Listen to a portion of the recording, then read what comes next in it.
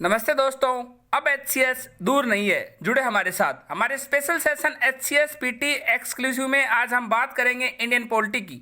Indian polity में आज हम बात करेंगे कैग यानी controller and auditor general of India, जिसे हिंदी में हम कहते हैं भारत का नियंत्रक एवं महालेखा परीक्षक। हम आपको बताएंगे क्या निहित है इनके बारे में संविधान में अनुच्छेद 148 से 151 तक, और क्यों कहते हैं इसे लोक निधि का अभिभावक, और बताएंगे आपको अक्सर कैसे आते हैं एग्जाम में क्वेश्चन जो डिफरेंट स्टेट पीसीएस में आ चुके हैं। हम आपको बता दें ये इंडियन पॉलिटिकल हमारा लेक्चर 13 है। इससे पहले हम लेक्चर 12 ले चुके हैं, जिसमें हमने बताया आपको राज्य लोक सेवा आयोग, जिसमें बताया हमने कि लोक सेवा आयोग के अध्यक्ष की नियुक्ति राज्यपाल करता है, लेकिन इसे हटा सिर्फ राष्ट्रपति करता है। हमने बताया आपको राज्यपाल के बारे में, बताया हमने आपको कैसे राज्यपाल अलग है राष्ट्रपति से, किन दो कंडीशनों में। इसके अलावा हमने बताया आपको मुख्यमंत्री के बारे में, बताया कौन नियुक्ति करता है मुख्यमंत्री।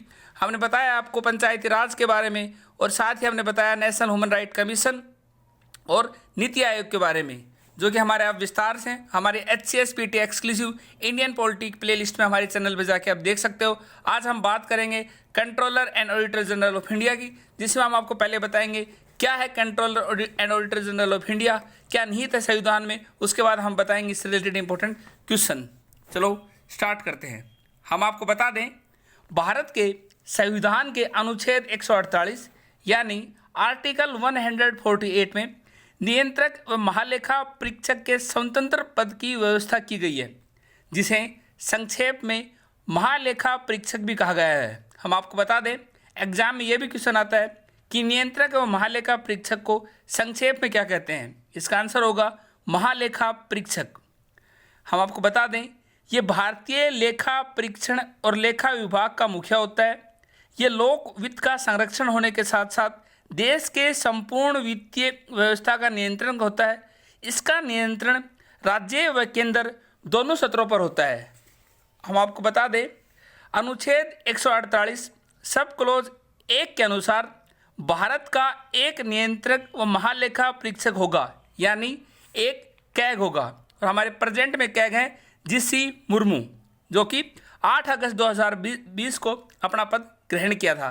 ये क्वेश्चन करंट अफेयर में भी आता है और यहाँ भी आ सकता है कि हमारे हाल ही में कैग का नाम बताइए। उसका नाम है GC मुर्मू।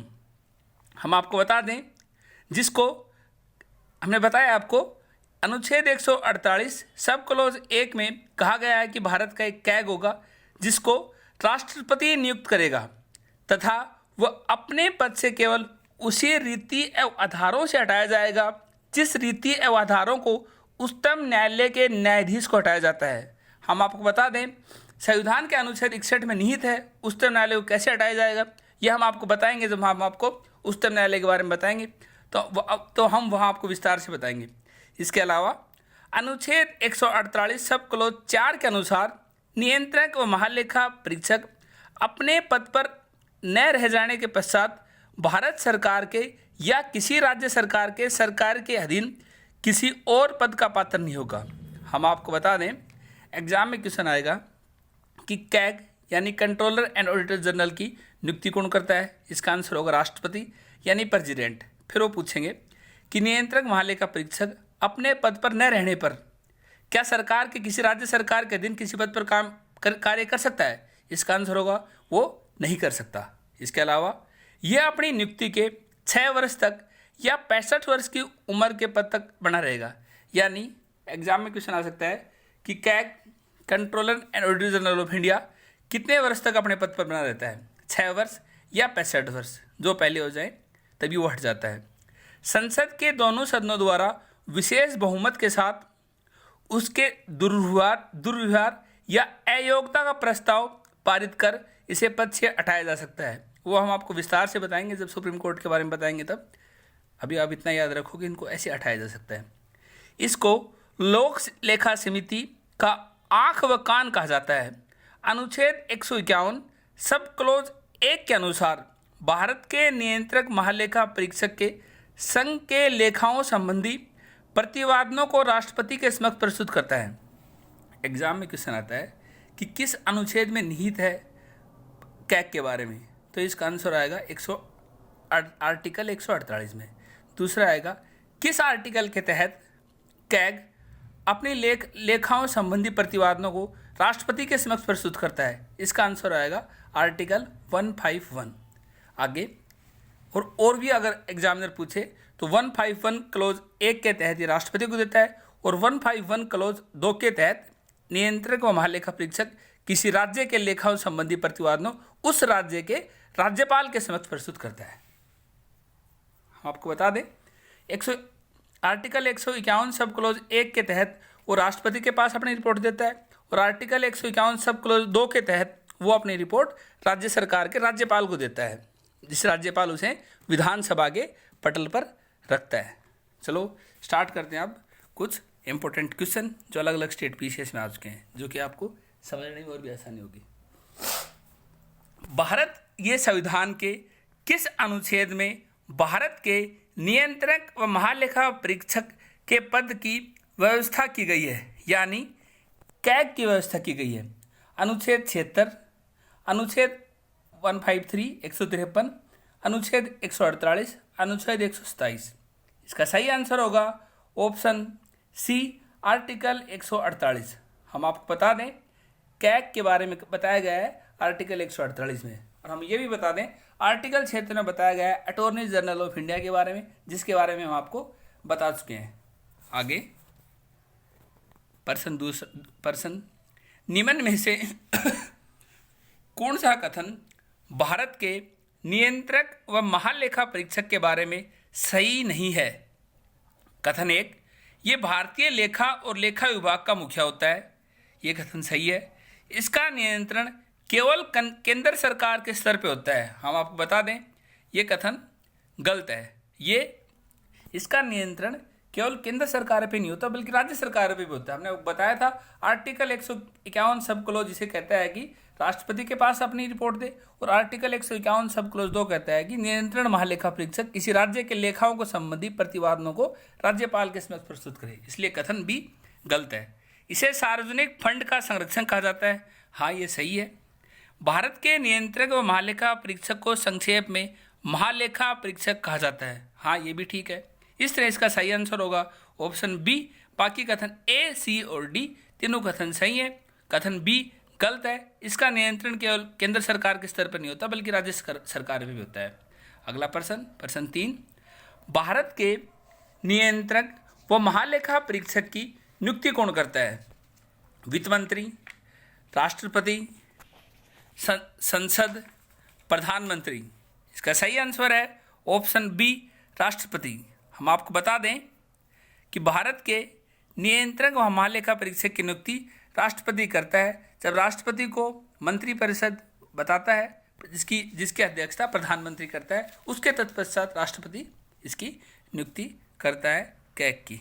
यानी अभी हमारे प्रेजेंट में कैग है जीसी मुर्मू, जो कि 8 अगस्त 2020 को अपना पद धारण किया था। अगला प्रश्न 4, भारत के नियंत्रक व महालेखा परीक्षक की नियुक्ति कितने वर्ष के लिए की जाती है? 6 वर्ष, 5 वर्ष, समय अवधि तय नहीं है, 3 वर्ष। इसका सही आंसर है ऑप्शन ए 6 वर्ष।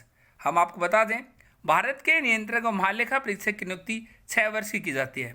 हम आपको बता दें ऑप्शन सी समय अवधि तय नहीं होती। ये अटॉर्नी जनरल के बारे में हमने आपको बताया था कि अटॉर्नी जनरल की समय अवधि तय नहीं होती कि वो कितने टाइम तक भारत सरकार के साथ रहेगा, क्योंकि वो राष्ट्रपति के प्रसाद पर्यंत पर काम करता है। ये हम आपको बता चुके हैं अटॉर्नी जनरल के बारे में, अब वहाँ जाके विस्तार से देख सकते हो।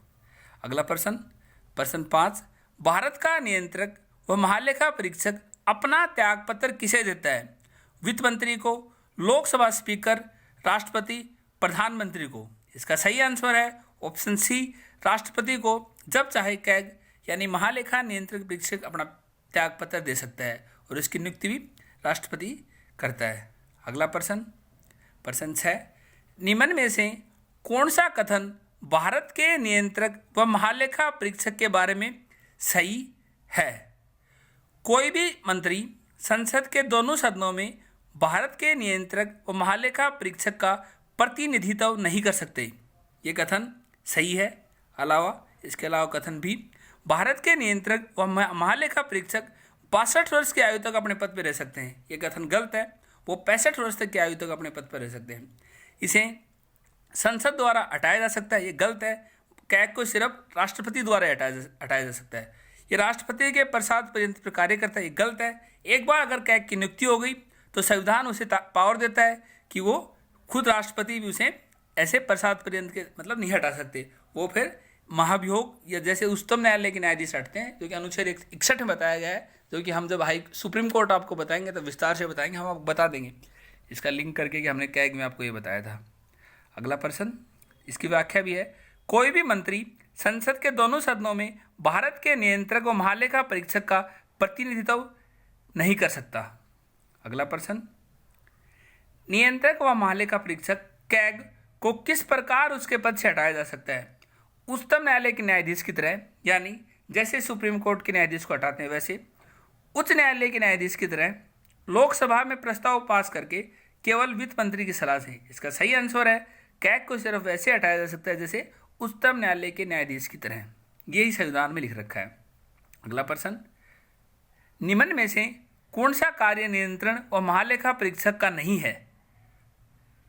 वह केंद्र सरकार के लेखों से संबंधित रिपोर्ट राष्ट्रपति को देता है, वह संचित निधि की रक्षा करता है, वह केंद्र से सहायता प्राप्त करने वाले अभी ऑफिस और संस्थानों का लेखा परीक्षण करता है, वो राज्य सरकार के लेखा से संबंधित रिपोर्ट संसद में पेश करता है। हम आपको बता दें ऑप्शन डी गलत है, वो राज्य सरकार के लेखों से संबंधित रिपोर्ट संसद में नहीं रखता, वो उनसे संबंधित रिपोर्ट मुख्यमंत्री राज्यपाल को देता है, जो कि राज्यपाल वहाँ की विधानसभा में रखता है। 151 सब क्लोज 2 आर्टिकल के तहत नियंत्रक महालेखा परीक्षक किसी राज्य के लेखाओं संबंधी प्रतिवादनों को उस राज्य के राज्यपाल के समक्ष प्रस्तुत करता है, ना कि वो भारतीय संसद में रखता है। इस तरह इसका ऑप्शन डी गलत है।